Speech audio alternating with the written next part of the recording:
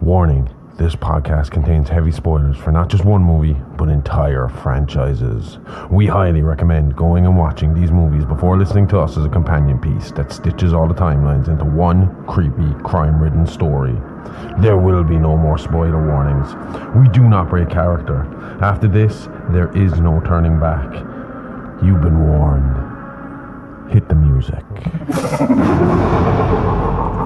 You are talking about the nonsensical ravings of a lunatic mind. It's alive! It's alive! It's alive! It's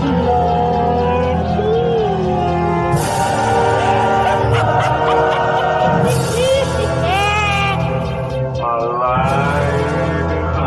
It's alive!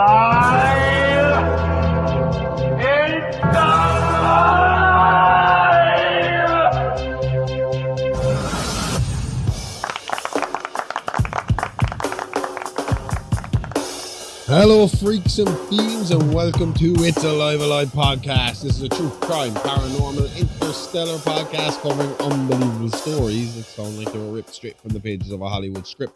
I am your host, the outlaw Dr. H.R. Smokestein THC, and with me as always is my very own Scream Queen, the perfect combination of beauty and brains, the bride of Smokestein, the India Horror, the expert of guts and gore, the gorgeous, the sexy, Amy Rose. Hi.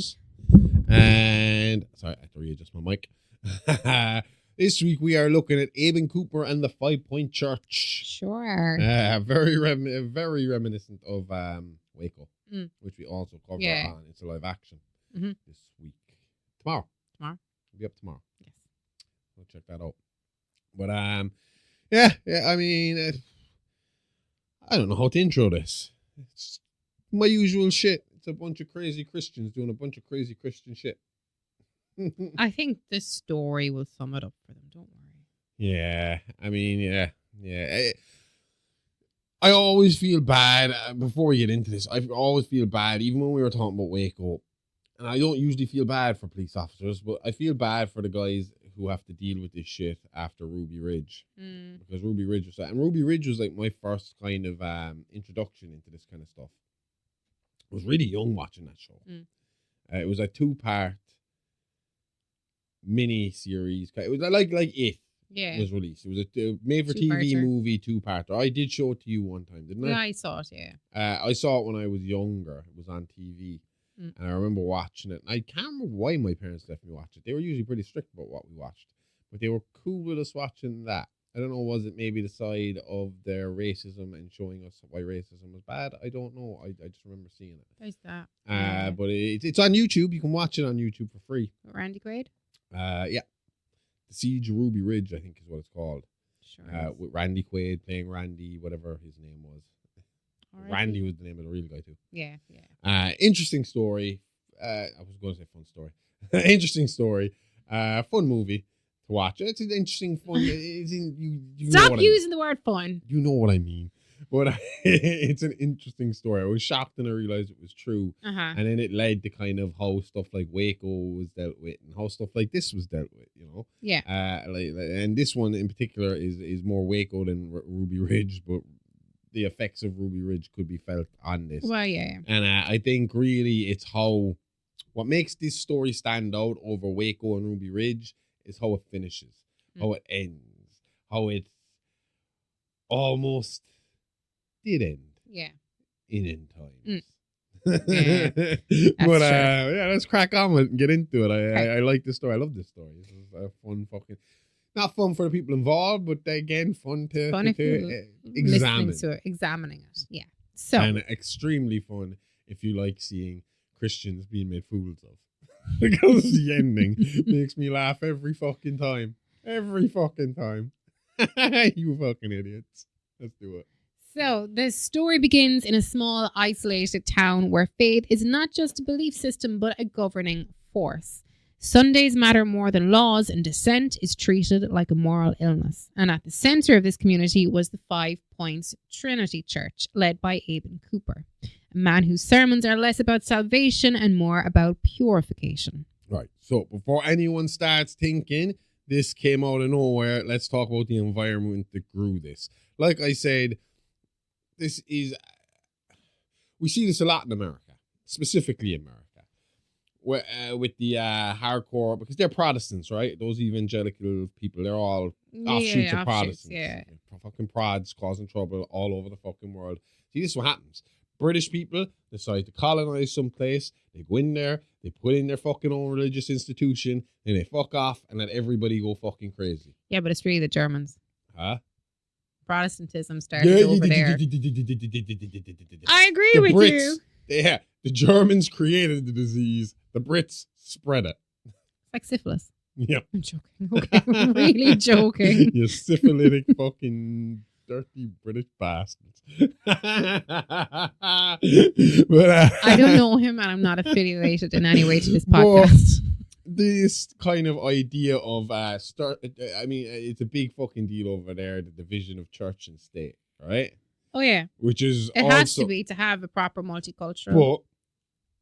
But at the same time, all their money says in God we trust. And everything they do is led by Christian prayer and Christian being. And at the moment, the way the climate is over there now, Christianity is being shoved down everybody's fucking shoulder. Well, it is, yeah. So, so this is actually more relevant now than it ever has been.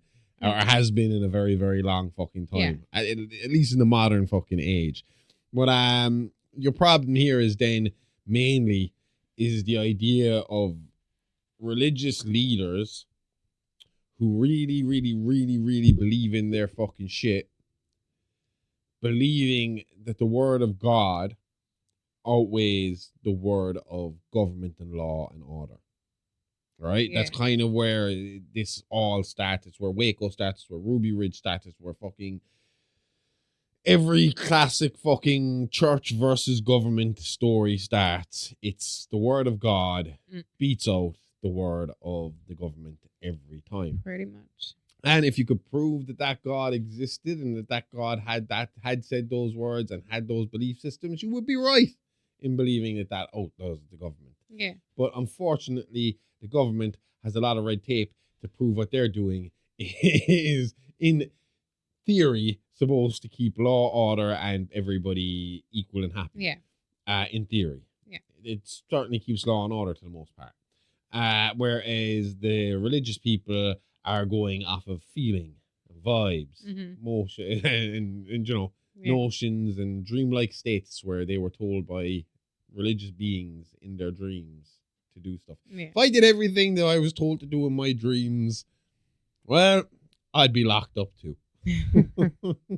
Even though a lot of my dreams are prepping for the bad things that we talk about.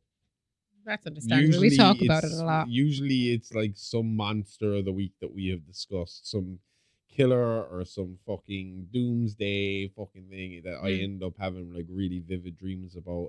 The only thing is I end up really enjoying my nightmares and having fun in them. That's why I'm so suited to this. That's why I'm so suited to all of this. That's why I enjoy doing so much writing and studying and research for all our fucking podcasts.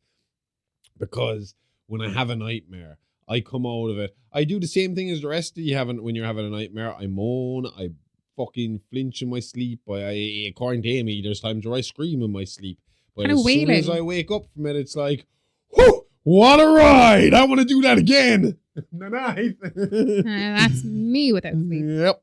But yeah, so this thing, it doesn't come out of nowhere. It grows, it festers, and it just gets worse and worse and worse. And it is getting worse and worse and worse. This is the start of something that, this is the continuation of something that is only growing at the moment. Yeah, yeah. And Abin Cooper preached a doctrine rooted in the apocalypse, the belief that the world was already lost and that only a chosen few remained worthy of survival. His congregation did not see themselves as extremists. They saw themselves as obedient. And there it is, the magical word that's gotten more people killed than disease, war, and bad cooking combined. I was going to say baked goods. Baked goods can kill you too if you eat too many of them.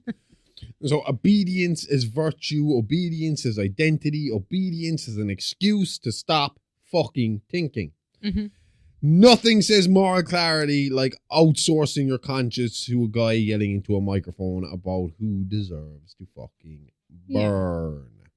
The church operated largely unnoticed, dismissed as fringe and ignored by authorities who saw no immediate threat because nothing had happened yet. Well, that's kind of my favorite part of all true crime stories. Mm. There were signs. We could have connected some dots, but Americans love freedom of religion right up until the religion starts stockpiling ammo like it's Black fucking Friday at the end of the world. Absolutely. Do you know what I mean? Yeah. Up until that point, everything, sure, they're just the local fucking religiousness. Yeah. You know the way they are. They don't cause any harm to anybody. They keep to themselves. It's fine. Yeah. And the town surrounding the church accepted its presence. In fact, they actively avoided it. No question asked, all hassle avoided. And in places like this, silence is the same as approval. And that silence is the co-conspirator nobody ever indicts. Like, it's not the gun. It's not the preacher, not the follower, not the but the neighbor who's saying, it's just how they are. Like I said just a few seconds ago, they're the ones that kind of just, they ignore it. And the bad, evil, religious people, they don't need you to applaud it. That's exactly, they want to go unnoticed. Mm-hmm. At this stage of their building, when they're building these little cults or building these little followings, I think these leaders understand from day one that you need the right people involved to start building the foundation of what you're trying to fucking create. Yeah. And the right conditions or the right people are people who are easily conditioned. Mm-hmm. People who are looking for something, who are looking for meaning, looking for people who, not weaker people, but people who are lost. Yeah. Do you know what I mean? People who need meaning in their life and need structure in their life and are easily led along. And all it takes is one guy with a microphone and a bit of charisma to pull that fucking off. And if you bring in too many people who question your authority early on and starts pulling fucking loose threads from a very early point, then your whole dogma starts to fall apart very early, and that puts an end to things. So people just kind of avoiding or looking the other way, they're complicit in the end result because they're not stopping these people, they're not questioning these people before things go too far. Yeah. And this is the world before the trap is sprung, before anyone is missing and before anyone is dead. And it's a place where belief is already armed. And once belief is armed, all it's waiting for is an excuse. Absolutely. And the trap did not begin with force. It began with three boys who thought they understood the world well enough to outsmart it. Travis was the cautious one, not shy, but just aware. The kind of kid who feels the warning signs but hates being the one who says no. Yeah, Travis is the human embodiment of this feels bad. Immediately followed by, but I don't want to look like a little bitch. Yeah. And Billy Ray was quieter and kinder and less hardened by bravado. And he followed the group more than he led it. Nervous, but trusting. And every group has that kid.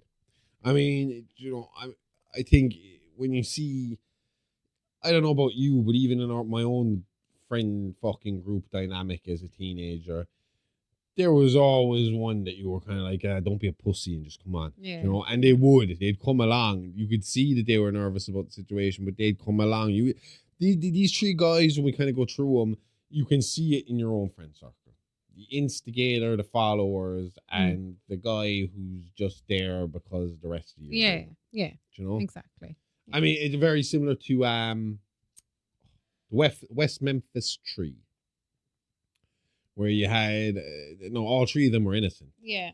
But there was one who was a little slower and a little easier led, the rest of and a them. little fucking more easily manipulated than the other fucking two. Yeah. And he was the one that ends up getting all three of them locked up for a crime they didn't commit for an fucking ridiculous amount. Because he was led. Yeah, he was basically told, tell us the truth and we'll let you go home. Exactly. So he told them the truth they wanted to hear, and then he found out that home was now a fucking prison cell. And in this case, Jared was the instigator. He was confident, loud, and the one who framed danger as opportunity. If something felt wrong, Jared laughed first. And here's the problem. The dominant personality steering the group. Unfortunately, I gotta admit that there was times where I was that guy. I can see that. Where I was the one who... Well, I mean, like, I was in a motorcycle club. Mm. I was the president of the motorcycle club. Mm-hmm. And I know when you think of motorcycle clubs, you think of, like, criminal fucking activity and fucking wild shit going on and all that kind of stuff. But most clubs are extremely democratic. Yeah. Very democratic. Everything has to be voted on. Everything has to be decided by a governing body, which is usually every member. Every member gets one vote. Me as president, I had one extra vote in a tie-break situation. Vote. Yeah. So that was the kind of the one upside to being president of the crew, was that if I could convince half the group, I would get my fucking my idea through. Yeah. And what tells me that I was this person in my group was I pissed off and irritated a number of members of that club to the point where they quit because I was a better politician than they were. They'll hate hearing that if they are hearing that, but that's essentially what it was we would discuss things in a meeting and then decide that the vote would happen the week later so everyone would have time to talk and think about it. Yeah. And if it was me, and say me and you were arguing over the specific situation, you would think to yourself, okay, we're going to take a week and we're all going to go home and think about it. And I would think, cool, I got a week to change every one of their minds. And that would be exactly what I would fucking do. I would go to work instantly. As soon as the meeting ended, I would find the first fucking person whose mind I knew I could change, and I'd change that person's mind. Then I'd move on and I'd find the next person. I'd be like, yeah, but I just changed. I would just talk to him about it 2 minutes ago, and he agrees with me now. And I'd explain it to them why, and suddenly I'd explain. And then we'd come back the next week. We'd sit down, everyone have a vote, and you'd notice that everyone that was on your side last week is suddenly against you and get pissed off and be like, but that's because you changed their fucking mind. You've been spending the week changing their mind. It's like, well, that's what fucking politics are, motherfucker. That's how democracy works. Do you know? Just because you didn't get up off your ass your case and better. go and fucking try and convince these people that I was wrong and you were right. That's not my fault. That's your fucking fault. Exactly. but I was that person. I was the person who knew how to talk, knew how to fucking tell people my idea the way they wanted to hear it. Yeah. Okay. Do you know what I mean? Which I don't know if that makes me a good or bad person. Either way, Jared is the guy whose LinkedIn later says entrepreneur, but really means I make bad ideas sound fun. Okay. And I was also good at that. So it was Jared who found the ad, and it was Jared who sent the first message. Sex, no strings, not anonymity, promise. This is where the internet does what it does best. Because I think you said it a week or two ago. Men are led around by one thing and one thing only. It points outward for a reason. It directs us. It's stupid, it's ridiculous, and it is so obviously dangerous. And especially that age, when you're inexperienced, when you are hormonal and you are horny all the fucking time, I've described this to you before. When a man gets horny, a brain fog will come over your brain to the point where decisions that you know are wrong will suddenly seem plausible at the time. Yeah. I think it's where a lot of men's cheating comes in. They forget almost that they're doing something wrong until literally, which is instant. No, it's no excuse. It's no excuse at all. It's no excuse. Because, I mean, as soon as the sperm leaves your penis, you remember you've done something wave bad. of fucking shame that you fucking deserve. You fucking deserve it. Instant. I mean, literally, it's like, oh, shit, what have I done? But then that's awful because now you feel like shit, and the person that you've just slept with that possibly doesn't know that you've got a girlfriend also feels like shit because she can see the look that's after coming over your face. So you've hurt 3 people in the process. Yeah. Not 2, 3. I wasn't a cheater though.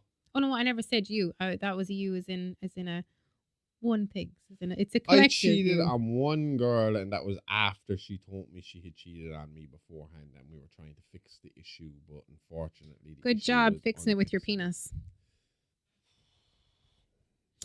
All I'm saying, and afterwards, I didn't go, oh shit, I waited for the girl to leave, and then me and my friend were like, we need to fucking come up with an alibi. So we made an alibi. We took pictures of me around the house, hanging out with the dog, and posting it on Facebook to make it look like I just been at home all night, and it worked. I'd have smelled fish straight away. You serious? Well, yeah, because you were fucking going out with me like 2 months before you moved into my house. How the fuck could I get away with that? Like, I was here too, Josh. I know you weren't here, right? Shit, it doesn't work. We're rumble, boys, run. So Travis hesitated and Billy Ray asked questions, but Jared reassured them and he made it sound harmless. That reassurance is the real weapon here, Mm-hmm. right?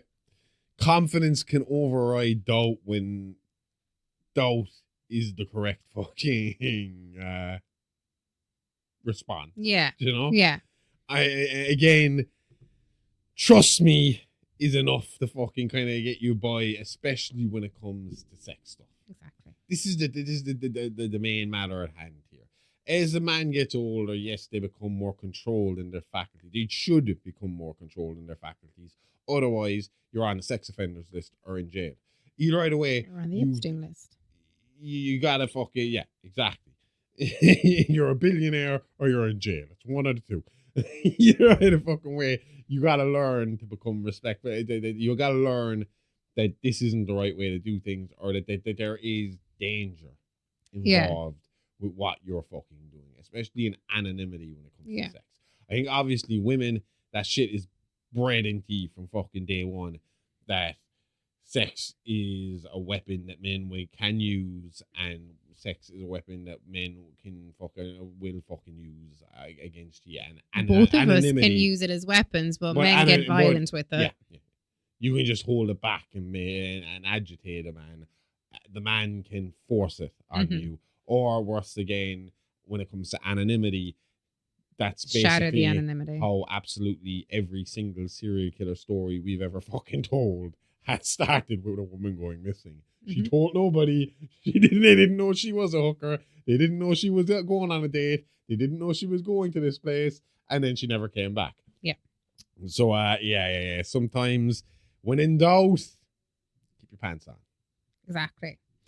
So the three of them drove out together, laughing and mocking their own nerves. The address was remote. It was a quiet place. And this is where the point of no return shows up. Because isolation is a deliberate tactic in a coercive environment. I mean, if someone... see, that would be another red flag for me straight away. If I was in town, if I lived in town and I end up fucking messaging some girl on fucking Tinder in my single days, and she's like, oh yeah, I'm at home alone now, why don't you come by? And I've been talking for a while. That's different. We're in town. There's plenty of people to hear me scream. But if someone's like, yeah, I know we just met, but I'm a super horny girl at home. I live right out in the middle of nowhere. Get in your car.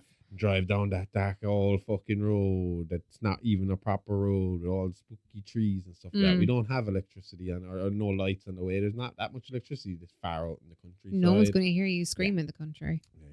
Yeah. That's the point where it's like, well, I suppose the point, any road where the trees feel like they're cover for something that's watching you is a bad road. Yeah. Is what I'm trying to fucking say. Yeah. Exactly. So they were greeted politely with smiles and soft voices. And that's the last normal moment they get. Hospitality as control is one of the most fucked up things you can fucking do. Politeness disarms people and takes away your survival. It does. Instinct. Yeah. If somebody is charming and endearing and fucking able to bring you into their home and relax you, well, then suddenly everything gets fucking chill out. It's like, come on in, have a beer. Again, if I get to a little backwoods fucking rural area and some lady comes out of a trailer and is all like, come in and have a beer and fucking gangbang the shit out of me, then I'm going to be like, yeah, well, number one, we're all underage. Your moral compass mustn't be very high as it is. Yeah. You're giving me beer and you want me to do what to you? Okay. Yeah. And you don't look like your profile picture either, lady. So the doors closed behind them and the locks engaged, and the tone changed almost instantly. And that's when reality punches through the fantasy. I mean, like, the speed at which consent is revoked and escape is removed is fucking crazy here. You know? I mean, it's fine to say you gave consent, but you gave consent for the sex part, not for the drugging my beer and tying me up to fucking make an example out of me part. Yeah. Do you know? Yeah. But yeah, be careful what you say yes to. Consent lasts exactly as long as church accountability when someone asks too many questions. Yeah, exactly. You know what I mean? So the three of them were restrained, separated, and silenced. And at that stage, the joke was over. Congratulations, boys. You've unlocked the worst possible side quest, and there's no reload. By the time Travis, Billy Ray, and Jared understood where they were, the trap had already closed, and they had been waiting for them. Once inside the church grounds, the boys were separated immediately. Not out of panic, out of procedure. And this is where the trap stops improvising and starts following a playbook. I mean, separation straight away is the first step of dehumanizing and controlling in a cult environment. I mean, if you want to, I mean, outside of the separation, by keeping these guys separate, you're the dehumanizing side of it is they can't discuss what's going on, they can't plan, they can't work out, they can't figure out what they're dealing with. Do you know what I mean? Yeah. You're just in this position now, and you just got to get on with it. Yeah. Or you got to try and figure it out for your fucking self. If people kidnapping you already have a system, congratulations, you're not the first fucking draft. These people know what they're fucking doing, number one. They do. And there's no amount of talking that's going to get you out of this. This is like fucking the Teddy Gatz situation that we talked about a few weeks ago. We talked about Michelle Fuller offering him money to try and get out of the situation. And I looked at you and I was like, there is no amount of money that this man is going to fucking accept to get out of the situation, because he believes you're going to take him to the fucking alien overlords. So that's out the fucking window. And you're kind of in a similar situation here. Once they have you separated and tied up inside that church, they're going to do what they're planning to do. And there's no amount of fucking repenting at that point that is going to save you. No. So Jared was taken into the church itself, and he was placed inside a metal cage positioned at the very front of the sanctuary, visible and exposed. The cage was just small enough so he was forced to kneel while the sermon was delivered. And this is where punishment turns into spectacle. I mean, the public humiliation straight off the fucking bat. A caged animal, forced on your knees to fucking, to be judged by our God. Do you know what I mean? Yeah. It's breaking the dominant personality as well, you know? Yeah. Straight off the bat. I mean, we'll talk about it in a second, but there is a fucking reason why Jared became public enemy number one, why he was the first one dragged out there. And Jared wanted attention so badly, the universe said, cool, here's a cage and an audience, and that fucking idiot ran right into it because, he was horny. Yep.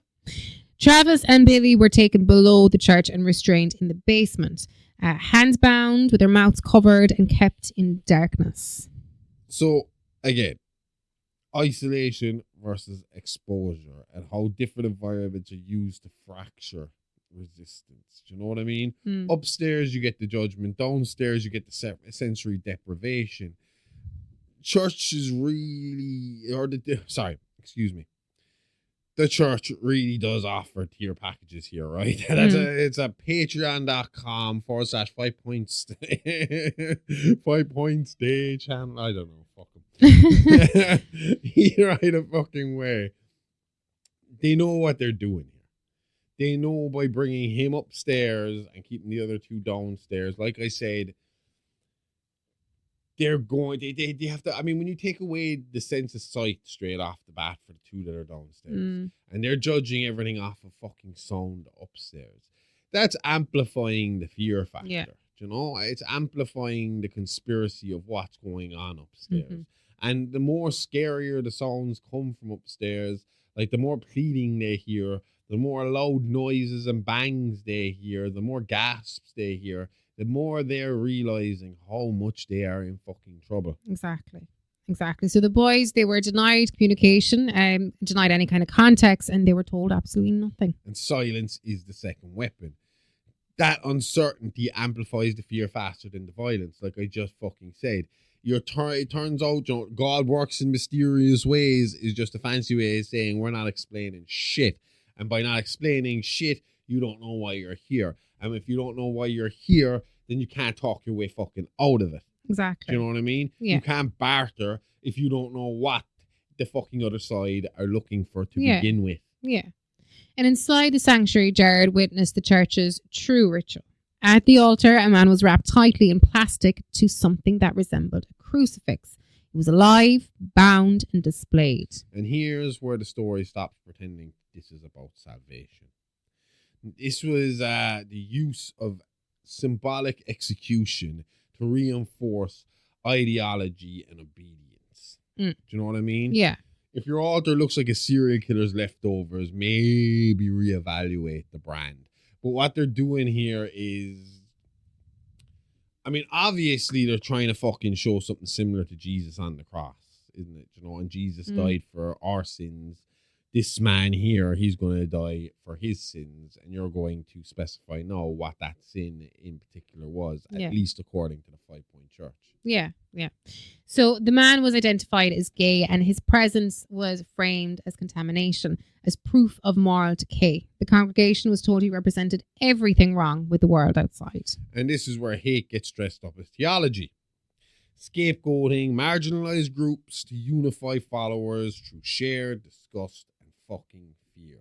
And that's really what fucking that is in a nutshell, isn't it? When it comes to like the intolerance towards people who are in the LGBTQ community, it's more the not understanding, I think, that brings the fear, anger, and disgust out of most of these people. Yeah. Do you know what I mean? Amazing how love thy neighbor always has an asterisk attached. Peace, love, as long as you use your genitals accurately. And that is kind of the problem here. It's like, well, I don't find men attractive, so why the fuck he must be abominable? None of the other men I know find men attractive. We Not all like openly. women. That means you're the fucked up one, or you're just hiding something, dude. We know what you Christians are at. So the man, he was executed publicly and shot in front of the congregation, and his death was framed as righteous. Because nothing strengthens fate like murder, followed by group prayer and zero consequences. Now, I mean, the description of the way that body was found is terrifying. Because obviously, we have, there's a few, they managed to break a few of the followers to explain how these rituals went. And essentially, like you said, they had a pole. It wasn't so much a crucifix, because I think they saw it as Idolatry. maybe blasphemous to put someone who they would consider so disgusting in the same position as someone they revered so much as Christ. Okay. Know? So think like when we were talking about Dexter Morgan, the serial killer that killed serial killers, and we've all seen his setup. He liked to wrap him in plastic in cling film. So this guy was found after the siege was over on the altar. Oh, no, he wasn't. They found him under the ground, but it was explained to him afterwards. Sorry, because they had a trap door to drop him down. He was basically cling filmed, or as the Americans call, saran wrapped, to a pole to the point where he couldn't fucking move. And Albin, the main dude here, the big priest, Abin, whatever it is, Abin. I keep sticking an extra L in there. It just feels like a name that needs an L in it. I don't know why. Yep. But Abin would have his most loyal male followers come up onto the altar, and they would then take a gun and go from the top of the head. Okay. So from right at the base of the top of the skull here, and shoot downwards. Okay. And apparently the blood would then run down into the cling film, making it easy to clean up. And there'd be a puff of smoke coming up, which Abin could also fucking sell to his followers as watch the soul leave the body. Brain watch dead. it, and it's Fucking and it's going brain dead. upwards. So we have given this man salvation. He is going to heaven. He is going to God. We have freed him from his sin. Every other fire they saw, the smoke went downwards. So Jared was forced to watch from his cage, and he was slowly realizing why he was there. He might not have been gay, but premarital casual sex was just as bad in the eyes of the 5 Points Church. Yeah, and fear is used big time here to rewrite behavior and suppress resistance. Now, I will say, and this isn't the only group that are like this in America. There's also what was that dude's name? He's dead now. I looked him up when I was researching this. Fred Phelps. Yeah, Westboro Baptist Church. Yeah. They would have been very similar in the sense of a lot of the members of this church were family members. Okay. Or married into the family. So these aren't just your regular outsiders or people you have to worry about going snitching. These are literally, a lot of this is Abin's children and grandchildren and in-laws. Okay. In fact, the man identified as shooting the gay man on the altar was his son-in-law, married to his daughter. And we'll be talking about him pretty soon as well, because he didn't come out of this either.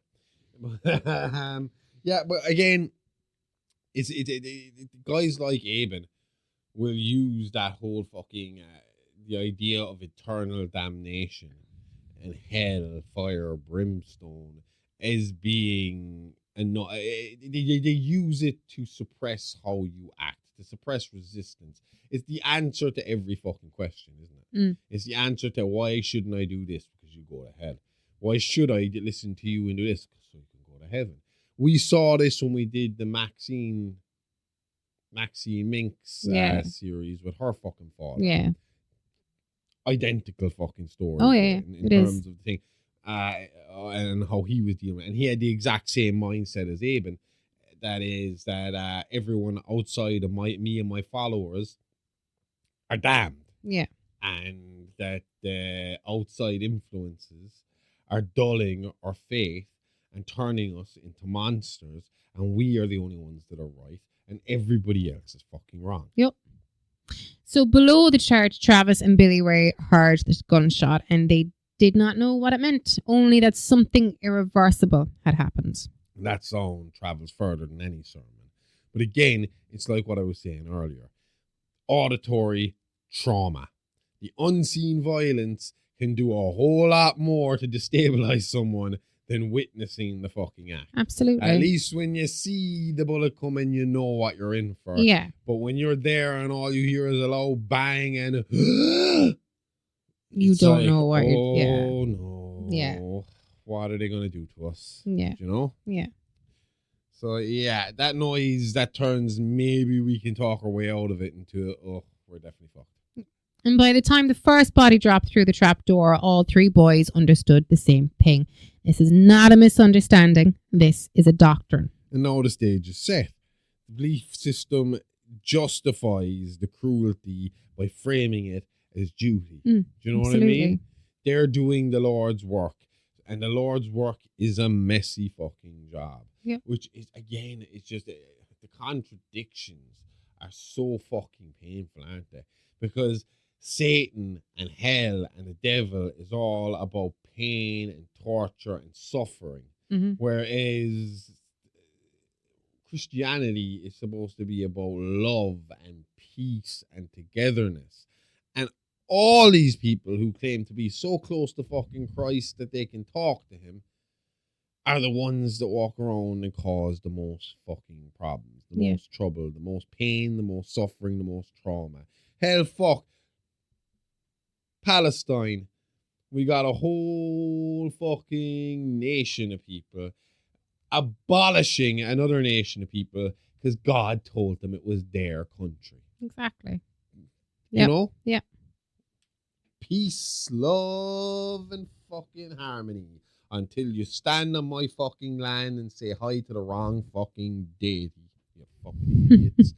But yeah, congratulations, boys. You didn't just stumble into a cult. You wandered into a hate crime with him. And at the center of it all stands Abin Cooper, watching and waiting. Now here's a guy I want to know more about. What fills a man motivated by peace and love into such a miserable, hateful, bigoted piece of shit?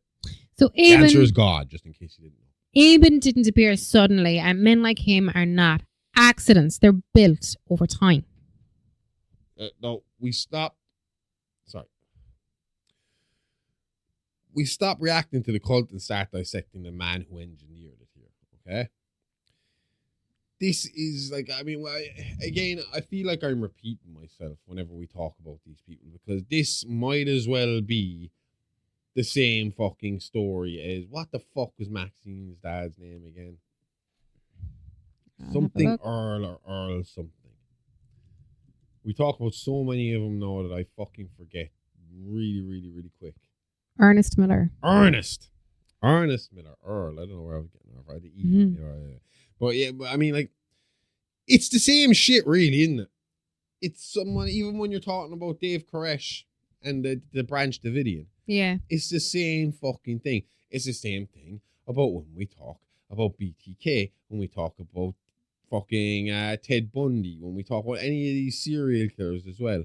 It is mediocrity looking to make a name for itself. Mm-hmm. It's people who are on the road to fucking nowhere, who have talents at nothing, even though apparently Dave Koresh would have met a great musician. There you go. Suddenly finding charisma and character and a gimmick through religion and leaning as hard into it as they fucking can. Yeah. Do you know what I mean? Yeah.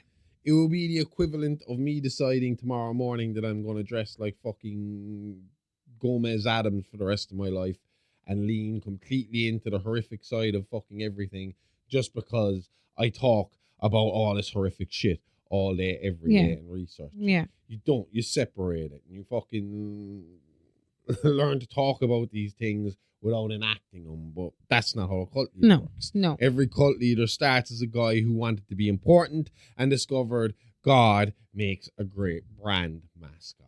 Yep. I think Damien Dillygaff does a better job. So Cooper grew up steeped in fundamentalist doctrine. Scripture taught as law, punishment taught as love, and there was no room for any doubt. And when doubt is illegal, cruelty becomes policy. I mean, I know they say curiosity killed the cat, but in this church, it also gets you shot in the head on an altar. Yep. And as an adult, Cooper gravitated towards increasingly extreme interpretations of Scripture. He preached less about salvation and more about contamination. The world, according to Cooper, was already lost. Ernest Miller out the fucking door. Absolutely. That man was making a movie about how bad shit it got. Yeah. This is where the theology curdles.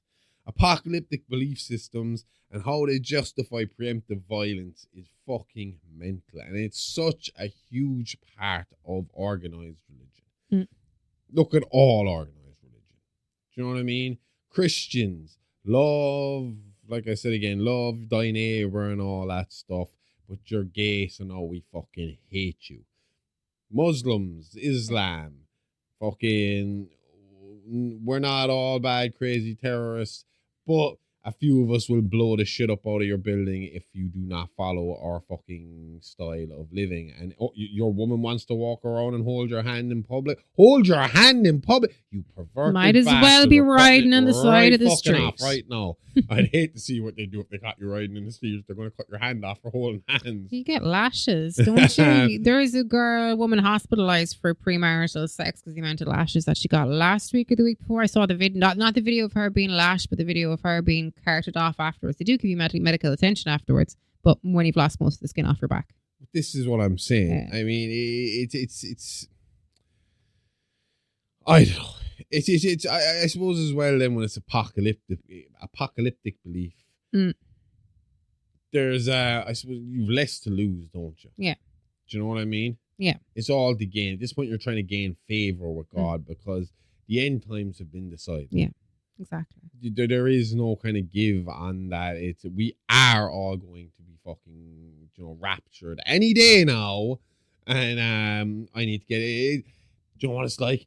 It's like Cartman in South Park coming up to Christmas when he's got to get Kyle's cousin Kyle in to do his naughty and nice accounts to work out if he had done just enough nice things to outweigh the bad things so that he could get the presents he wants off of Santa Claus. That's essentially what all this is. It is. Once you're in an apocalyptic cult, it's like you make a list of all the bad shit you've done and then try and do as much stuff according to the Bible as you can to cancel out the bad shit. all the bad shit you did and build up a little cache of good stuff. Yeah. Good stuff that you have fucking done. Well, yeah, if you believe the world is ending anyway, murder starts to look like community service is what I'm trying to say here. Exactly. You know? So Cooper modelled himself after ministers who thrived on outrage. Men who used hate as spectacle. Public condemnation became his pulpit. Yeah, and there are plenty of parallels in this fucking scenario. Yeah. Like I said, Fred Phelps, David Koresh, fucking Jim Jones, Marshall Applewhite. Any cult leader you want to fucking name out, They fit in. They slot in. This is exactly what they fucking do. They use hate as spectacle. Everyone else is wrong. We're right. We are the chosen few. They are the fucking damned. Yeah. You know what I mean? When the rapture happens, we will float peacefully into the sky to our Lord and Savior, while the rest will have to stay on the ground and battle. Does that? Yeah. Because Ragnarok, my fucking apocalypse, is we stay and fight. Yeah. So, I mean, does that mean that they're both maybe canon alongside each other? Or does it just mean that pagans aren't pussies and Christians are? Fuck you. I don't know. Anyway. When your entire theology is God hates the same people you do, you're not a prophet, you're just a tantrum with a Bible. Yeah. That's what I'm saying here. Do you know what I mean? They don't... It's all acceptable because it's all in the Bible. Exactly. But if you really read the fucking Bible, or at least accept the Bible as more of a guidelines rather than a how-to, you know, you can interpret the Bible any way you fucking want to make anything fucking work. Yeah. I think I could prove that if you put the Bible. I told you this yesterday on another show, on the Waco show, because we recorded it yesterday. And I said that I am currently using ChatGPT to teach me about religion. Not about the man-made side of it, not about the greed side of it, but the actual stories that are in the Bible. Tell me the stories in the Bible, not the interpretations, not what other people think they mean. Just tell me the stories and I'll interpret them. Yeah. This is the same as Celebrity Rap Sheet when we talked about Judas Priest and the subliminal messaging trial.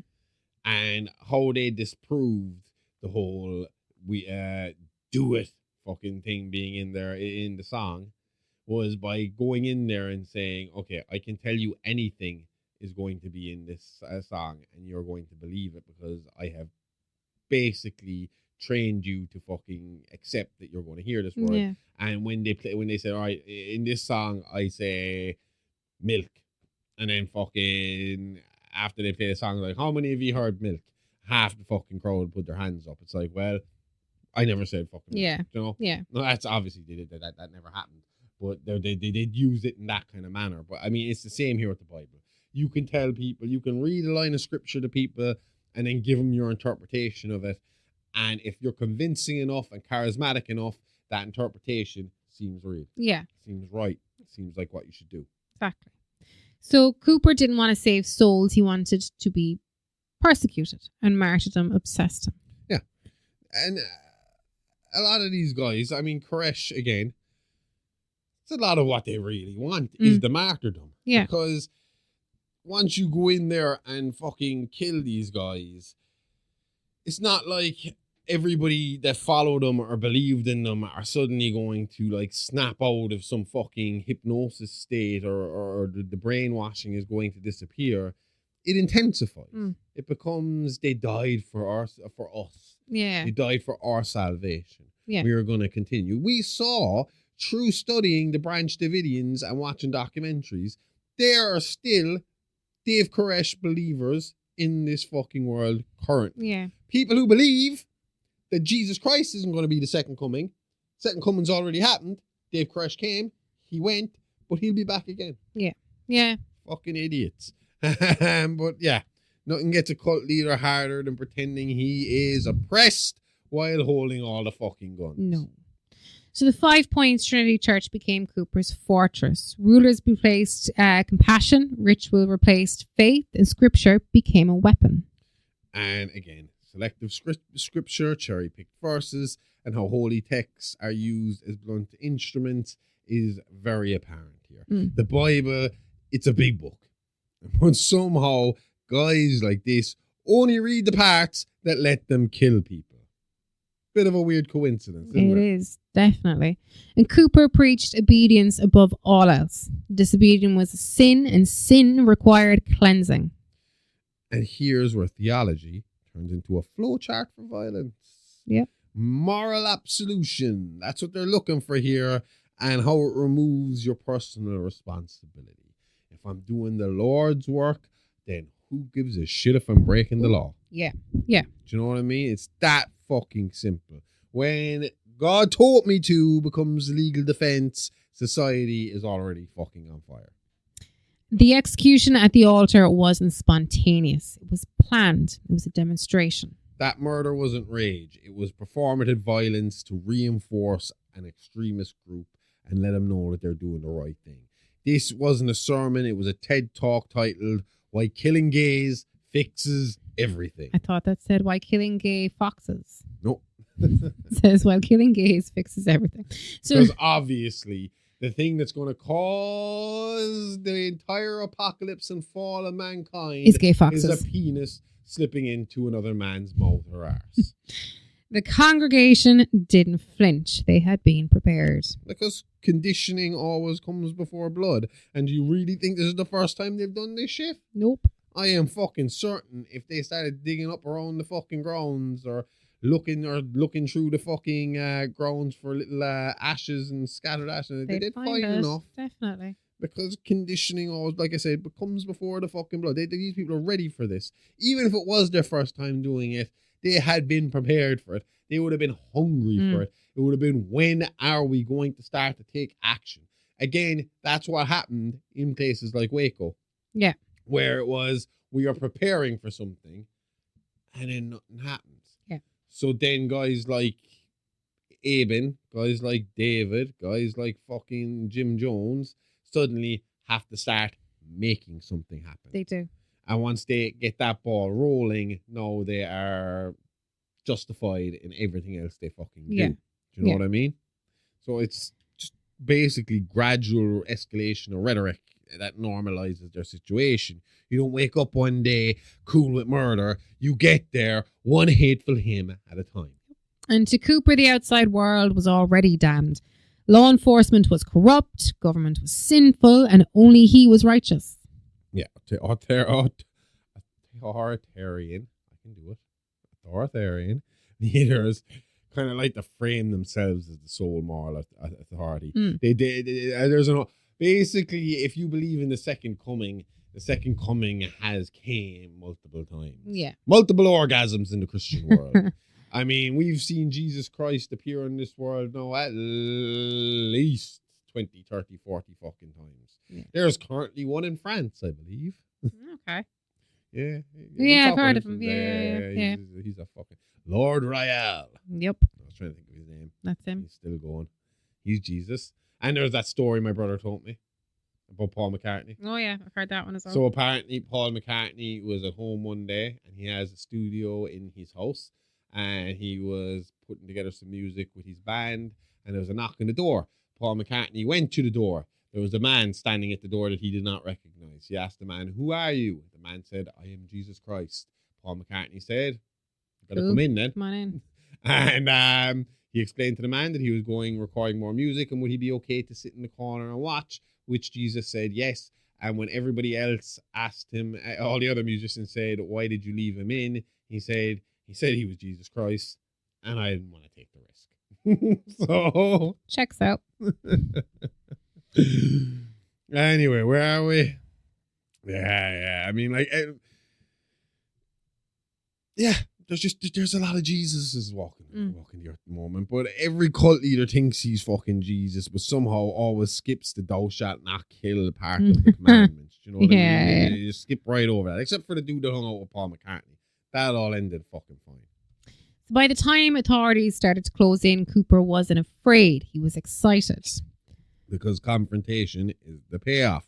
For guys like this, siege isn't a nightmare. It's just fucking foreplay. Absolutely. They are craving this conflict. Yeah. They're waiting for it. Like I just said, this justifies everything he has said. It does.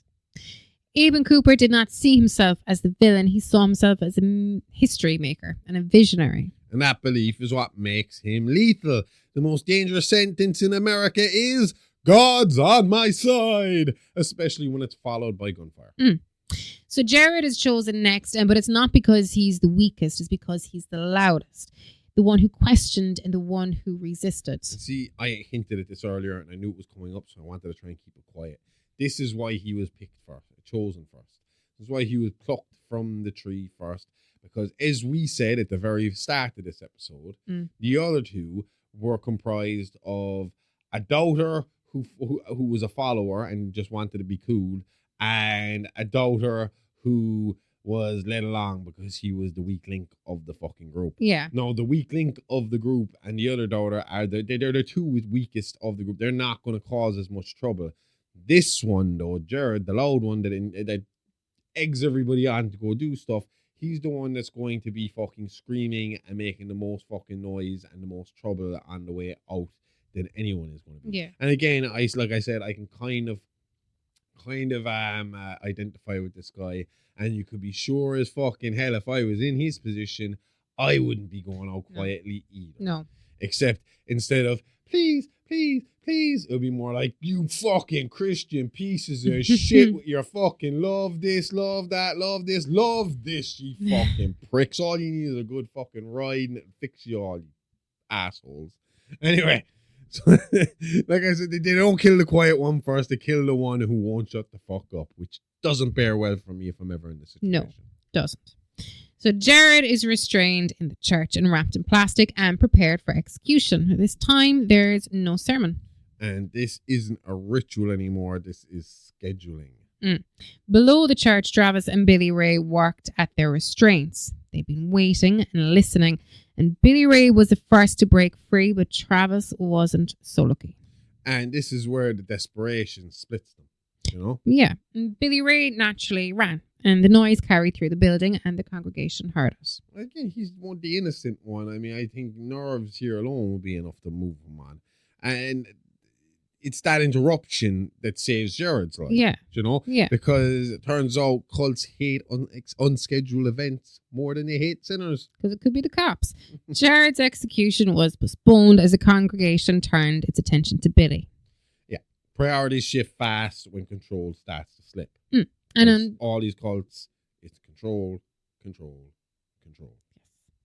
And unbeknownst to the boys, consequences from earlier that night were catching up. On the drive to the meeting point, their car had sideswiped a parked vehicle and they'd never stopped to check the damage. And this is where dumb luck collides with hypocrisy. So, I'm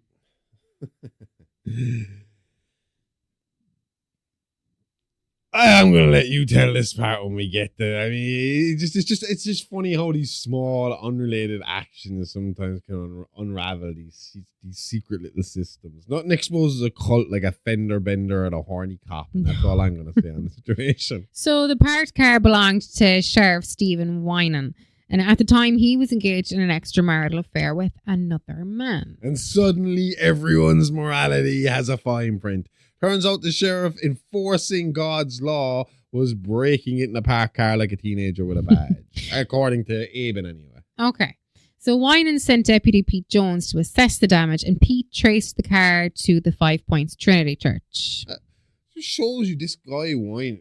I mean, I feel bad for him because obviously he's a married man with children. He has to hide this side of him.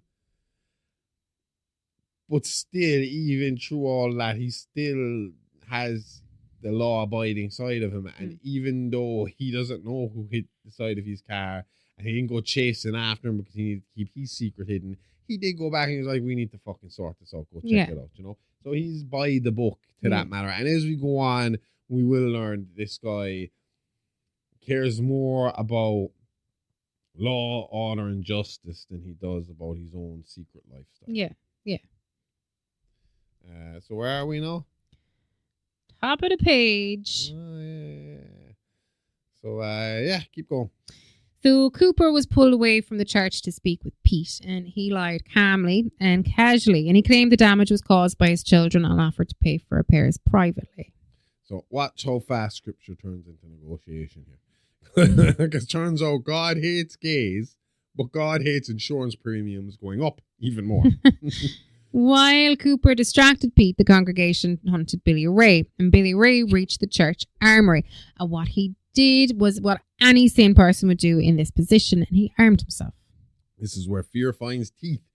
He improvised resistance in an extreme stress situation. He did. Congratulations, Billy Ray. You've unlocked the Fight Back DLC. Because, I mean, what the fuck would you do if a bunch of psychotic Christians were chasing you and you happened into a room full of fucking semi-automatic weapons, automatic weapons, grenades, bullets, and so on and so forth? I'd be going Rambo. Definitely. Caleb, Cooper's son-in-law, tracked him down to the armory and a shootout followed, but both men were killed in the fight.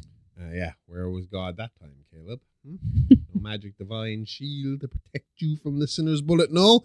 And don't feel bad for Caleb because he's the prick that shot the gay man on the altar. He was. He deserved every bullet he fucking got. And the gunfire was clearly heard outside, and a panicked deputy Pete called for immediate backup. And now law enforcement is officially involved. Yeah. So the siege can begin. Small town cops in big fucking trouble. Exactly. But it's the right decisions are made by the law this time. Well, on a local level at least. Yeah. So Pete was executed by Cooper's son Mordecai under his orders, and Mordecai complained without hesitation. Complied even. Mordecai always seems like a bad guy's name. I don't know, is it because of Children of the Corn, or is it because of the wrestler Mordecai? Even though he wasn't there for that long, they changed him to Kevin Thorne not long afterwards. It's a biblical name. Yeah. Didn't know that. But there was a wrestler. His later gimmick was Kevin Thorne, where he was a vampire for the reboot of ECW. ECW, they call it WWECW is the kind of fan nickname for it. Yeah. But beforehand he was Mordecai, and it was kind of like an anti-Undertaker style gimmick. Okay. Where he wore all white. Huh. Dressed like the Undertaker, all white. I don't know if they ever, I can't remember. I wasn't watching. It was that one, it was those few short period of years where I wasn't paying attention to wrestling, but he was there at that stage, and I just know of his existence. But Mordecai, usually he's what pops into my head, or I can picture the Children of the Corn talking to Mordecai. But yeah, at this point now, deniability is out the fucking door. Saying that no witness, saying that there's no witnesses means fuck all. You've killed the cop. The cop's dead. We know the cop's dead. He was radioed. There's damage done. Yeah. Trouble has started. There is no getting out of this. At this point, Abin knows this. His family are going to know this. This is the last stand at this point for these people. Exactly. This is like when the ATF show up Waco asking to see fucking their gun licenses. Yeah. Yeah. You know? Yeah. They didn't show their gun licenses, they showed them their bullets. Yeah, exactly. So Abin took the police radio and he contacted Sheriff Wine directly, threatening to expose his sexuality. Weaponizing shame in authoritarian systems. Amazing how fast God hates sin turns into God hates snitches. But at the same time, this is a smart move because it would work at least 3/4 of the time, 75% of the time. There's going to be guys who are going to stop and think, is losing my family and my entire lifestyle worth stopping this person and what they're doing? Now, at the same time, I think as much as I'm saying Winan did the right thing, I think you're kind of backed into a corner when one of your fellow police officers are shot and fucking killed. Yeah. That needs explaining one way or the other. Oh, it does. So what are you going to fucking do? But and at the same time, I mean, like, my attitude right here would be, I mean, Abin's the one telling you he's going to fucking, oh, we're going to say this, that, and the other. And I'd just be like, yeah, well, to be honest, buddy, we're in a situation here where I'm about to call the ATF and FBI. When they get here, you're not going to get outside long enough to tell them shit about what I do with my fucking penis. So I'm not all that worried about it. In fact, I'm going to aggravate the situation and tell them you got hostages in there and that you've killed them. That so they're you're just closeted. going to come right in and blow your ass up. Hey, bye-bye. But yeah, that's how that should have went. So Winan refused to be intimidated, and he knew he'd have to fall on his sword with this one, and he called in the FBI and ATF immediately, as you said. And that choice changes everything.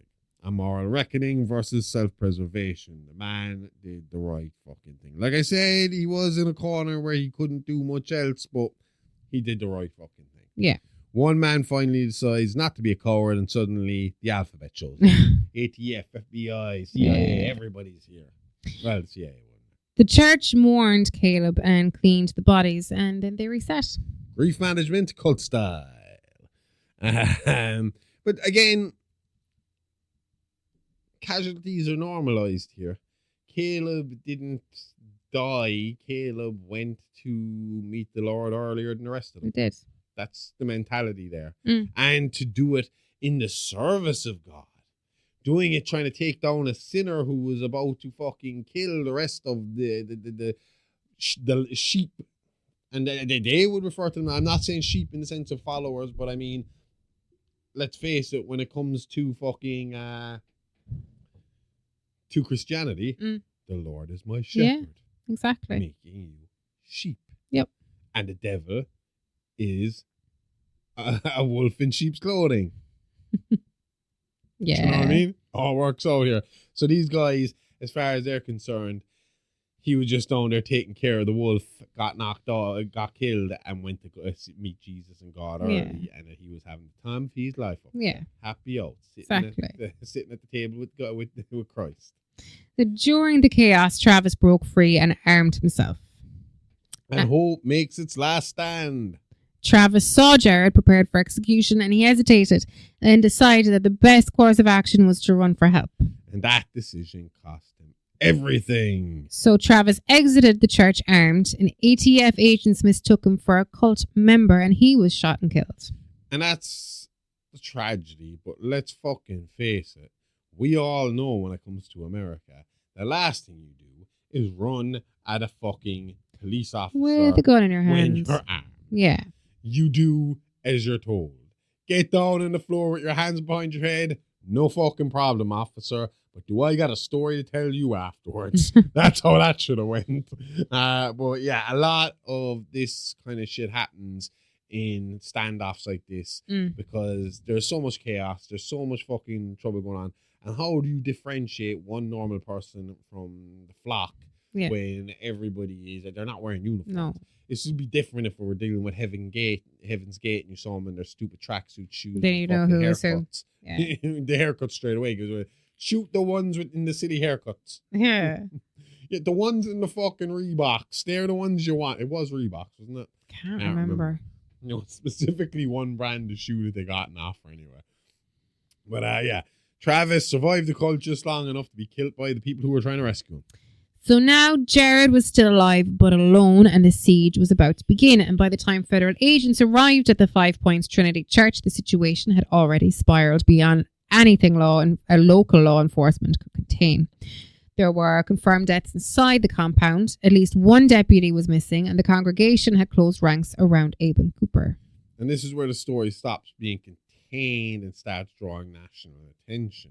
Nothing says we might have fucked up like a sudden appearance of men in matching tactical fucking vests. You know you're in trouble there. Oh, yeah. And as soon as those agencies start to come in, everything's going to start to escalate. Exactly. You know what I mean? That as soon as ATF or FBI show up on the scene, you can be guaranteed Fox News, CBS, NBC, all of them, they're going to be lined right up fucking behind them with their news vans. Yeah. Yeah. This is Gail Weathers with an on the scene report. So the ATF established a perimeter around the church grounds and surrounding property. The roads were sealed and positions were taken, but despite the urgency, no immediate entry was made. And here comes the waiting. And again, this has a lot to do with Waco and Ruby Ridge. We need to wait. We rushed it last time. Yeah. When we rushed it last time, 25 children were fucking killed. We were blamed for it. Let's not make this mistake again. You know? Yeah. So they're going to stand back and try and negotiate their way out of it. But a standoff like this is just two groups with guns hoping the paperwork kills the situation first. Yeah. You know what I mean? Maybe we can sort this out by leaving some shit slide for ye, and ye take a few hits for us. You know, a few small charges, a few slaps in the wrist. We'll forget about the dead people, and we'll just a couple of fines for having guns you shouldn't have, and making semi-automatic autos, and, you know, so on and so forth. So Agent Joseph Keenan was placed in charge of the operation. He was a negotiator by training and someone who still believed the situation could be resolved without further loss of life. Enter the guy who still thought rules applied. Keenan walked in thinking this was a negotiation, not a religious cosplay convention with rifles. Initial contact was made with Cooper, and he didn't panic, and he didn't deny who he was, but instead he framed the federal presence as persecution. And right on cue, the persecution narrative rolled fucking out. I love the way you are avoiding saying Abin Cooper's first name as much as you possibly can and keep calling him Cooper. I would. Abin Cooper's a mouthful. You're either Abin or Cooper. When I was researching this and writing some notes and stuff like that for this, I abandoned calling him Abin as well. But it's not because I can't pronounce the name or anything. It's because Abin Cooper. Why do we need to keep saying Abin? You're all. I just kept finding myself Cooper's slipping easier. to Albin. Yeah. I don't know why. I just kept sticking that extra L in, and that's why I just switched to Cooper as well when I was. Sounds like some Irish word that I can't put my finger on. Alba? That's Scotland, isn't it? Yeah. Albin. There Scotland. we go. But yeah, I mean, again, you have these extremists who weaponize their victimhood when confronted by authority. You know, Australia, and Dave Koresh was the exact same way. It's, well, we're just trying to be peaceful Christians over here, and you're coming over here fucking all our shit up.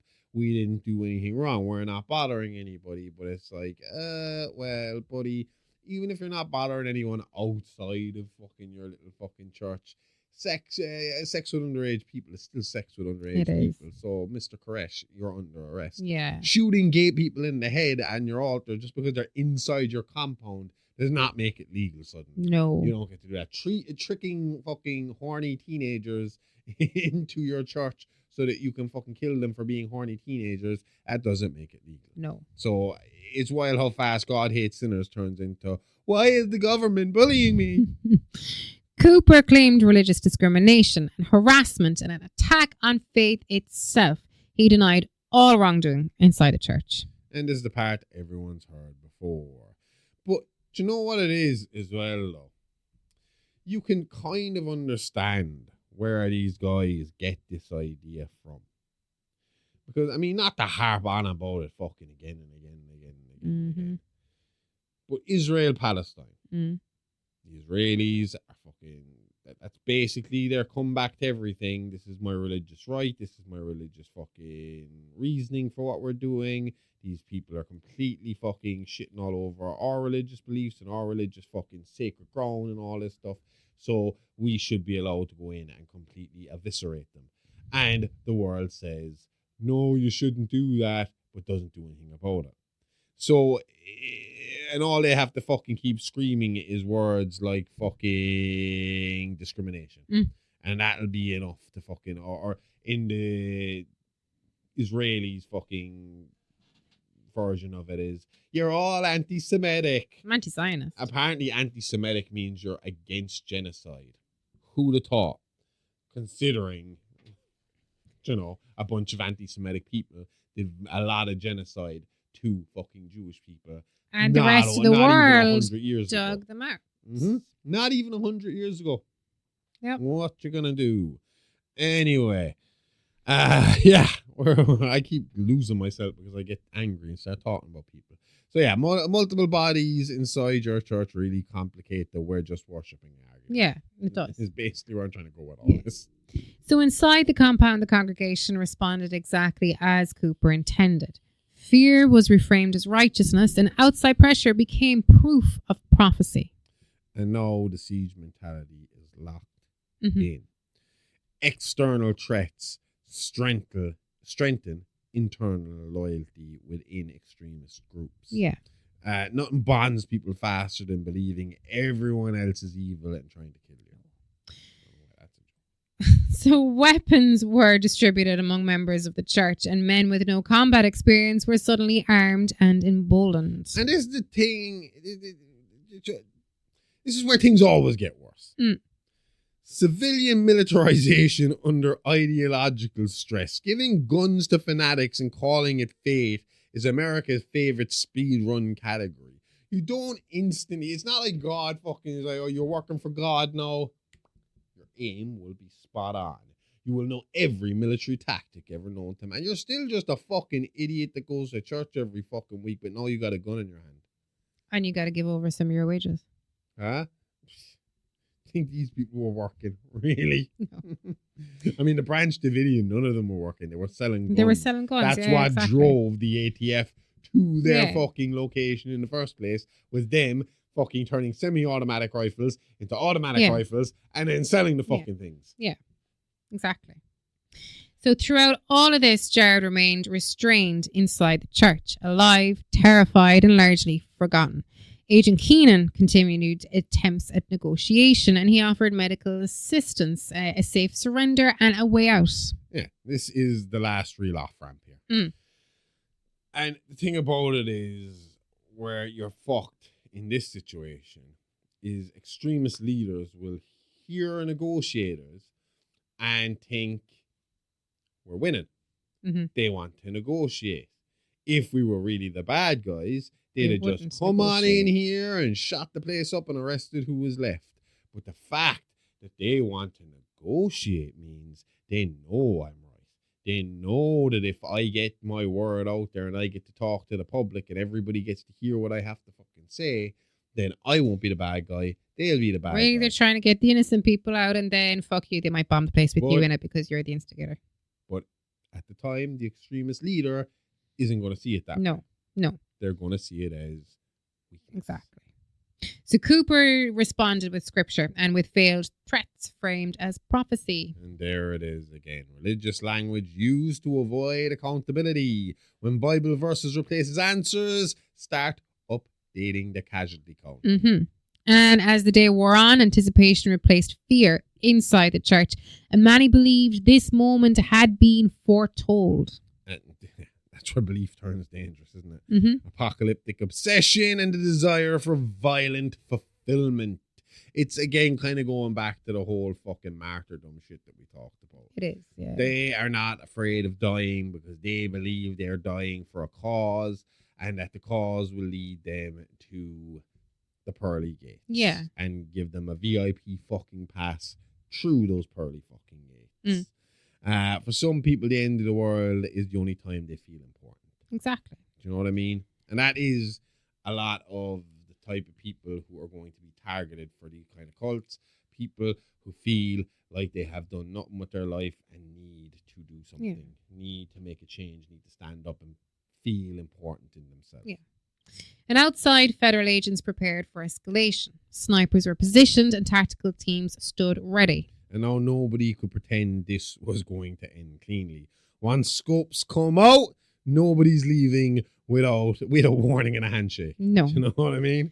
Inside the church, Cooper prepared his congregation, but not for survival, instead for martyrdom. Yeah, and we've already discussed that. Martyrdom is what they were looking for here. It just it's psychological armor. Exactly. By the end of the day, the siege was no longer about rescue. It was about who would control the ending. And that's when everything finally breaks. When both sides think God's on their sides, bullets become the tiebreaker.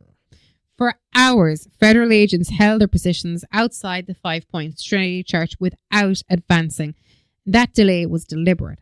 Everyone on the scene understood the ghosts hanging over the operation. Waco, Ruby Ridge, as you said. No one wanted another siege remembered for the wrong reasons. This hesitation wasn't incompetence, it was trauma. When your worst case scenario has its own Wikipedia page, you move real fucking carefully with what you do. Agent Joseph Keenan continued to push for a peaceful resolution, and he believed time could still de-escalate the situation, that negotiation might save lives on both sides of the perimeter. Keenan still thought this could end without bloodshed. Yeah. Again, we talk about this with Waco, the idea of the negotiators and the tactical teams not being on the same side. And I think it's because of the type of personalities you're looking at. A negotiator needs to be able to reason with people, needs to be able to sit down and discuss and hear your point of view and try to sympathize with it and in turn manipulate you into coming out and giving yourself up. Yeah. Tactical teams on the other side are more your meathead fucking gun-toting, let's just go in and shoot them out of there. Yeah. Do you know what I mean? They might come out looking like Swiss cheese, but they'll come out. They'll come out. Do you know? So Keenan was playing chess while everyone else was already loading magazines. Yeah. And inside the church, Cooper interpreted restraint as weakness. The longer the ATF waited, the more convinced he became that prophecy was unfolding exactly as promised. And when you believe God's running the operation, patience looks like fear. Without warning, Cooper took a rifle and moved into position. He fired a single shot, and ASAC Kevin Brooks was struck in the head and killed instantly. He was that ASAC. I had to look it up as well. I forgot to write it down in full, but it's basically agent in charge. Yeah. But that was the spark. That was the moment the standoff became a full-on firefight. One bullet erased every peaceful option that was still on the fucking table. The church erupted and members opened fire at federal agents from windows and cover positions, and what had been a siege became open combat in seconds. And now it was a war zone. And that's how quickly all this can collapse. One fucking shot gets fired and it's all out war. Turns out God will protect us doesn't stop returning fire. No. You know what I mean? Agent Keenan attempted to regain control of the situation, and he ordered restraint and tried to slow the response. Keenan was still trying to pull the brakes. Nothing ages you faster than trying to stop a firefight with good intentions. Yeah. You know, I feel bad for this guy because this guy did not want it to go down. No, he didn't. And that was when the call came down from above, and the 5 Points Trinity Church was officially designated a hostile domestic terrorist organization. The order was clear. Eliminate all members. And that's the line that changes everything. No, Keenan has went on record as saying, right, he was so against this that he at first refused the order. He was like, not a fucking hope. That's the wrong way to go about it. And he was basically told, this is a direct order. This is what you're to do. And his response was, if it's a direct order, I want it in fucking writing. Okay. Send me an email, send me a text, send me something in fucking writing that he can back himself that I can specifically point to and say, I was told I had to do this. That it wasn't, he wasn't going to be the fucking scapegoat. Following orders didn't get the Nazis off the Nuremberg trials, though, and it's not. But again, the difference is that in this situation, the ATF and FBI aren't going to fall and have to go through trials, are they? No. At the end of this, he's the one that will have to answer for it. And at least if he can say, my higher up just sent me this text message right here and told me I had to do it. Direct order. No court in America. The opposition is I will be here in court, being court-martialed and being put to jail for going against a direct order, lose my career, lose my fucking pension, lose my retirement, all that kind of shit, because I didn't do my due diligence and make sure that this was 100% what I was being asked to do. Okay. And I needed it direct because, again, last time we did this, 25 kids ended up dead. Yeah. So, yeah. Inside the church then, while gunfire consumed the adults, the children were left behind, and they were under the care of Cheyenne, Caleb's teenage daughter and Cooper's granddaughter. And this is where the story stopped being ideological and starts being human again. I mean, the role of children in extremist environments and who bears responsibility for them is a touchy fucking subject since Waco. Exactly. I mean, is it the responsibility of the law enforcement agents outside to make sure these children come out safe? Absolutely. Is it the responsibility of the believers inside to get their kids out of the firing line to begin with? But see, that's the thing. If they believe that all of them are going to fucking heaven for doing what they're doing, they'd be going against their own belief system by releasing the children. Do you know what I mean? Why should the children have to, if all the adults get to go and live in paradise with God and Jesus and everybody else, why would they leave their children in a world that is damned and full of sinners and hate? And that's why it falls back on law enforcement. They're supposed to serve and fucking protect. And who needs protection more than the kids? But the order was complete annihilation. Which is fucking wrong. Group. Yeah, no. I understand. But the higher ups were wrong as well. Anybody under 18 should not have been fucking killed. So Cheyenne tried to find a way out. Not for herself alone, but for the younger children in her care. And she searched for exits and for cover, anything that might get them clear of the fighting. Yeah, this is survival without doctrine. Moral clarity under pressure beats blind obedience. Yeah. Do you know what I mean? It's like when they say people who like fucking dark subject will commit suicide. That a lot of people who have survived their suicide attempts have said that like they're happy they survived. Yeah, that it's literally like the minute you pull that trigger, or the minute you step off that building, it's like it goes from I want to die to oops, shouldn't have done that. So you know, your instinct kicks in pretty fucking quick. The adults around her were no longer protecting anyone. They were consumed by belief and by the fight they thought they were meant to die in. And this is the real cost of martyr fantasies. Nothing says family values like leaving kids behind to get shot for God. As gunfire continued, the outcome was no longer in doubt. The question was no longer whether the siege would end, only how many people it would take with it. And from here on out, there are no clean hands. No. Do you know what I mean? Moral injury on both sides are here for this violent resolution. Yeah. Above the chaos, something else was about to be heard. A sound that would stop everything. We'll get to that. But first, Jared, actually, we kind of ignored Jared's place in this whole story. It's a small spot, but it's there. He did manage to get himself loose off the altar. Okay. And he found his way through the building and ended up in Cheyenne. I don't know, is it Cheyenne or Cheyenne? Oh, Cheyenne. Cheyenne's room. And he basically told her to go get fucked, that he was getting out of here and he was going to tell the police what was going on. She pointed out to him what I said about the last guy, about what was it, Travis? And that was, you look no different to the rest of us. You go running out there, they're going to shoot you too.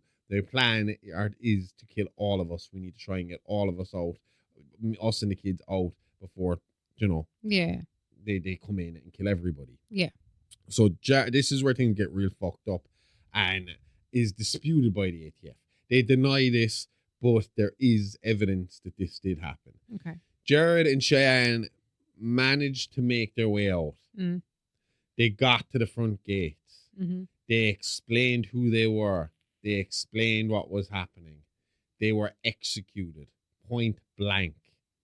The two of them. Survivors were to be left. So they were just basically bang in the head, bang in the head. Didn't matter that Jared wasn't one of them. He was in there. He had witnessed what was going on. He needed to go. That's why we don't live in America. So once the first federal agent was killed, there was no pulling back the situation. The order to engage was carried out immediately, and gunfire tore through the church grounds from both sides of the perimeter. Yeah, turns out God's plans didn't include bulletproof drywall. Church members fired wildly from windows, doors, and makeshift cover. Most had never been in a firefight. Training gave way to panic. Yeah, and I mean, again, watching documentaries about the Branch Davidian in Waco, they used to do their little fucking, because there isn't much on these guys. They didn't videotape everything they fucking did. No. Not like fucking Koresh did. But they used to have obstacle courses, military style obstacle courses, and used to do fucking target practice and all that kind of stuff. They were training for the end days, and for the war that came with the apocalypse. But ideological confidence and combat experience are two very fucking different things. Shooting because you're angry is not the same as shooting because you know what you're doing. No, it's not. And federal agents responded with coordinated fire. They advanced carefully, using cover and discipline, and the imbalance became obvious almost immediately. Yeah. This was no longer a standoff. No. Professional forces versus civilian militancy. I mean, who do you put your money on? It turns out playing soldier every Sunday doesn't prepare you for the real fucking thing. No, of course not. And inside the church, chaos replaced certainty. People ran. People screamed and orders were ignored. This is where the sermon fucking ends. Again, it's like what we said earlier on. Once instinct hits you and you realize I'm going to get killed here, survival takes charge. It does. You know? Yeah. You will do anything to get out without fucking dying. Unless you're Abin Cooper, who seems to think, fuck it. Well, he just continued to shout scripture over the gunfire. It's like Trump saying to shoot the hurricane. He framed the attack as a prophecy fulfilled and as proof that they had been chosen. Denial in its purest form. I mean, this is what these cult leaders do. They double down on ideology when reality disproves it. If your religion requires automatic weapons to stay convincing, maybe rethink the doctrine. You know, there's no real way out of it. It's exactly what we've been saying for the last few weeks when it comes to conspiracy theories. You can prove them right, you can prove them right, but you can't prove them wrong. No. And these kind of guys, they can be proven right, but they can never ever be proven wrong because they'll always have an answer for your fucking argument. Exactly. And members of the congregation fell around Cooper. Some tried to surrender and others kept firing. And control fractures completely at this point. Martyrdom sounds cooler until you realize it doesn't come with a respawn. There are no safe spots. This is old school Game Boy. You start your Mario game, and if you can't finish the whole game in one fucking sitting, or before your batteries fucking die, which happened to me every fucking time, you don't fucking get to like start at your save point again. You go back to square one, or in this case, you go back to square nothing. Outside, Keenan watched the situation deteriorate. He issued orders he never wanted to give, and he followed directives he didn't agree with. This is command under moral injury. Again, the psychological cost of leadership during lethal operations. I mean, I know you fucking compare them to Nazis, but what can you fucking do when you're getting direct orders? You're in a military situation, especially with like the ATF and FBI and stuff like that. Yeah, they have a policing aspect to them, but they also have a very military side to them. And when it comes to this kind of shit, you follow orders or you are also complicit in what goes down next. Yeah. If he hadn't followed orders and more people were killed by Cooper, well, in that case, no, you're to blame for Cooper's actions because you didn't kill him when we told him to. You know? The church structure itself began to fail. Windows shattered and walls splintered and smoke filled the sanctuary. And the building gives up before the belief does. Do you know what I mean? Yeah. Turns out prayers don't reinforce load bearing walls. No. And by the time the shooting slowed, the 5 Points Trinity Church no longer existed as a unified force. It had become a collection of terrified individuals. And that's the moment the cult dies. Funny how everyone remembers their individuals again when it's time to bleed. The fight was not over, but the illusion was. And then something happened that nobody expected. Just when you think it can't get stranger, religion hit shuffle. A sound cut through the gunfire. Low, resonant, horn. The horn did not sound like gunfire. It cut through it. As I said, low, sustained, and impossible to ignore, and both sides froze. Yeah, and nothing stops gunfire like fucking God. Nothing stops the firefight faster than God sounding like he sat in a fucking foghorn. I might have to put my words together there because, to be honest with you, this whole situation, all I could think of here was, before we get into what happens here, is if I was in this position, I would have probably shat my pants. Oh, yeah.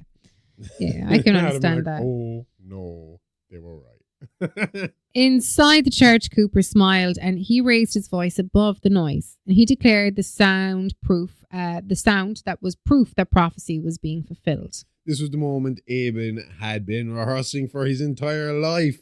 Confirmation. Amongst all this chaos, at this particular fucking time, we get the sound of a loud horn echoing over all the chaos that's happening around them. Yeah. I mean, if you know what we're talking about and you know where we're going with this, you'll know exactly what was in everybody's mind at this particular time. Outside the compound, Agent Joseph Keenan hesitated, and the order he had received was clear. The church was to be eliminated with no exceptions. And here's where command theory meets human fear. Turns out even federal agents have a "what if God is real" and mad panic setting.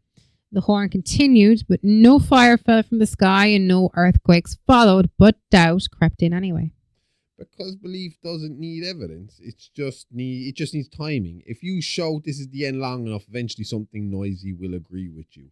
And obviously, if you haven't guessed at this stage, the end times is supposed to start with the sound of, is it an angel blowing a horn? Yeah. And once you hear that horn, it is the sound of the apocalypse beginning. That's why the war horns are so fucking creepy. So Abin was brought face to face with Keenan, and the preacher leaned into him, smiling, certain and insisting this was judgment. And now it was personal, and Abin was like 5 seconds away from saying, "I told you so." Keenan did not order the execution, not out of mercy, but out of fear that Cooper might be right. Could you blame him? No. This wasn't disobedience. This was hesitation, moral paralysis under existential uncertainty. I mean, you're fighting a guy who claims the apocalypse is coming, and suddenly an apocalyptic sound fucking comes from nowhere and you can't find the source. Hard to pull the trigger when you're worried God's about to audit you personally. Then the truth emerged. The horn wasn't divine, it was mechanical. Yeah, reality finally fought back. God outsourced the apocalypse to a bunch of bored teenagers with good lung capacity. The sound was traced to a group of local teenagers, and they had found a horn and decided to play a prank, unaware that they were interrupting a federal siege. Sounds like a Kevin Smith fucking idea. Sounds like Jane, Silent Bob were living next door and wanted to fuck with the 5 Points after ripping a bong. Yeah. And as the horn fell silent, Cooper certainty did not. He remained defiant and still smiling. And that's when Keenan snapped. There's only so long you can let a cult leader smirk in your face before instinct kicks in. And Keenan headbutted Cooper, hard and publicly. Oh, that must have been so fucking satisfying. That's how the apocalypse actually ends. At least for Cooper anyway. Broken nose and a bit of a daze.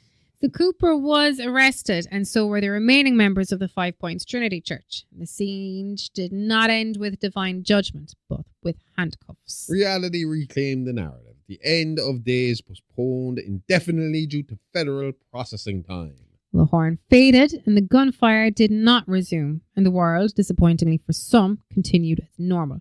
When the operation ended, the 5 Points Trinity Church was reduced to a secured crime scene. Federal agents moved through the compound methodically, weapons were seized, evidence logged, and the dead were removed. And what had once been an isolated religious community was now the subject of a federal investigation. And this is where the chaos gets reorganized into folders and file names. Institutions like to shift from emergency response to narrative control really fast when things get when things are over. Especially when they fucking told their fucking lead officer to go in there and eliminate all witnesses, but he didn't do that, and now we have some witnesses. We need to get the PR team in pretty quick. Surviving members of the church were taken into custody without ceremony. They were processed, interviewed, and charged under multiple federal statutes related to domestic extremism. Public statements were brief and carefully worded. And now language gets real selective. Neutralize the threat is a beautiful phrase that means don't ask who died. An internal review of the operation was conducted by federal authorities. The use of force was examined, the chain of command scrutinized, and the conclusions were deliberately ambiguous. This is accountability in a suit and tie. Nothing absorbs you faster than a report that takes 6 months to say nothing. Agent Joseph Keenan was formally disciplined following the incident. His current command position was revoked and the reprimand was made public. On paper, this looked like consequences.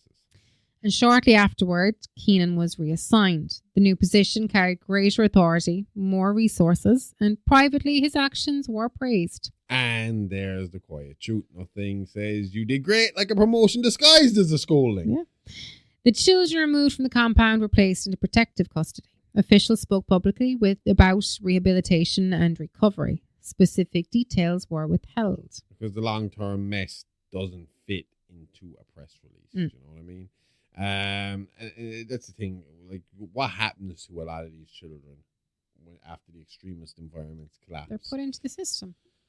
They are, but what we actually learned from Waco is that a lot of the regular church followers aren't going to get as big of a sentence as some of the higher ups, which means a lot of these people get out of prison and get their kids back. Okay. So a lot of these kids might be taken out of extremist environments for a period of time, but they do always end up back with the mother or father, unless it's one that was killed or murdered in the process of what happened. Yeah. You know what I mean? So, and even then, if they are killed in the process, does that the family member. If there's other fucking members of that cult now taking care of you, or fringe people, I mean, let's assume that not every member of the family was in the church that day. Yeah. That makes them not complicit in anything that happened there. So now those children are most likely going to go to the next of kin, which is going to be that fucking family member. Now they're just going to make a martyr out of the fucking dead parent and bring that child up back into that religion, repeating the cycle over and over and over again. Yeah. And the church property was eventually sold, the buildings dismantled, and the land repurposed. Kind of like Waco as well. Yeah. Erasing the symbol felt easier than confronting the cause. And like you said, this is obviously reminds us of Waco and the likes of, you know. The school in Waco owns part of that land now. Yeah. So they just bulldoze it, feel like it's closure until the next one pops up and it all starts all over again. Media attention faded quickly. The story was folded into a broader conversation about domestic terrorism. Names were blurred and details were softened. Memory has a short shelf life. But yeah, give it long enough and it's going to become a fucking trivia question. But I mean, national focus moves on without resolution. Eventually people get bored and just move on to the next traumatic event that's about to fucking happen. Yeah. What remained were reports and recordings and testimony and fragments of a story that never fully settled. And that's where the discomfort stays. The paperwork closes, the consequences don't. For those affected, there was no sense of closure, only aftermath. Yeah, truth nobody likes to sit with. No credits roll, you just keep waking up. Once the smoke cleared and the headlines moved on, the story was officially over. There were no more press conferences, no more statements, and just a file number and a date. Yeah, the system tells you it's done. Nothing screams resolution like a PDF nobody reads. The 5 Points Trinity Church was dismantled piece by piece, not because the beliefs disappeared, but because the building did. And they destroy the symbol, and that feels easier than confronting the cause. Bulldozers don't deprogram people, they just make the crime scene harder to find. The official story framed the incident as an isolated case of extremism, an outlier, a closed chapter. That word again, isolated.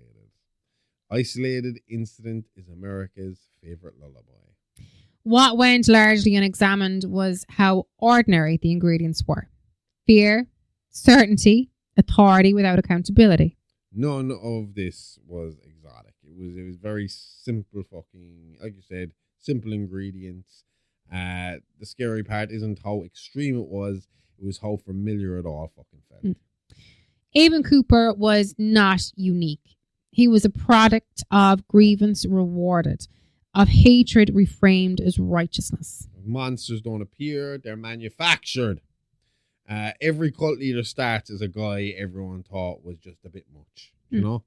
The people who followed him were not all villains. Many were afraid and confused and looking for certainty in a world that refused to give it. And this is something I said at the very start of the fucking story. You when it comes to building a foundation for cults, the followers are generally people searching for something. I don't want to call them weaker people. I keep going to say no, they need somebody that needs something in their life that they can... Missing something. Yeah. Looking for answers. Looking for a way to make sense of something. Some people have a shit fucking life and they need something to explain it for them or something that they can put their fucking hope in, and that's okay as well. I don't see anything... Nobody joins a cult thinking, can't wait to ruin my fucking life. No. Do you know what I mean? It's always, this will make things better. Some people want to belong. They want to have a place. Exactly. The real horror of this story was not the gunfire. It was how many chances there were to stop it before it reached that point. Yeah, violence is never the first failure. You know, there are early signs that are ignored or normalized, and by the time the bullets fly, everyone already has lost the fucking argument. What happened at the 5 Points Trinity Church was not inevitable. It was allowed. And that's the part nobody wants to own. Collective responsibility versus individual blame. Evil doesn't need genius. It just needs everyone else to look the other way. It's happening all over the world right fucking now, this very second. The case closed without a lesson being formally learned. No doctrine rewritten and no safeguards strengthened. Which means the conditions still exist. And that's why the story repeats itself across time and geography. History doesn't repeat itself. It just updates the decor. The horror wasn't that people died. The horror was how easy it was to justify it. Yeah, and that'll stick with you. Moral rationalization is a true engine of violence. It's actually the cause of a lot of fucking... When it comes to like group violence, moral rationalization is exactly fucking the culprit here. Once you convince yourself you're right, everyone else becomes expendable.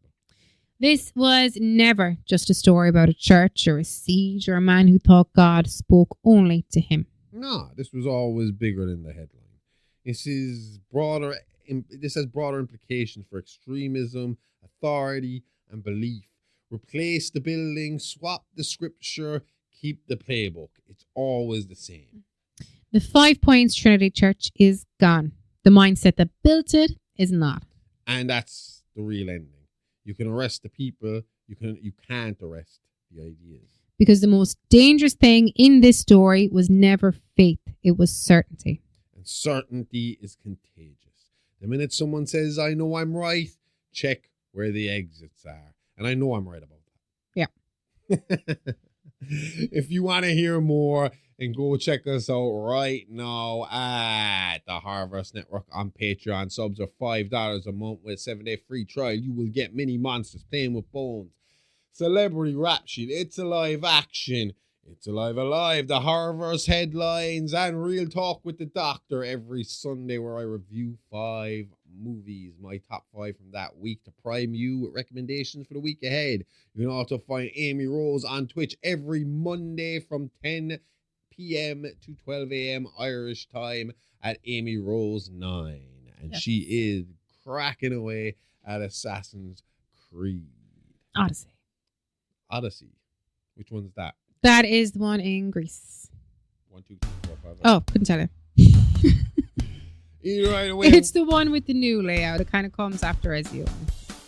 We'll be back next week with not just more tales from the Horrorverse, the tale from the Horrorverse. We'll see you all then. Same Alive a Lifetime, same Horrorverse channel. Okay, love you. Bye-bye. Bye.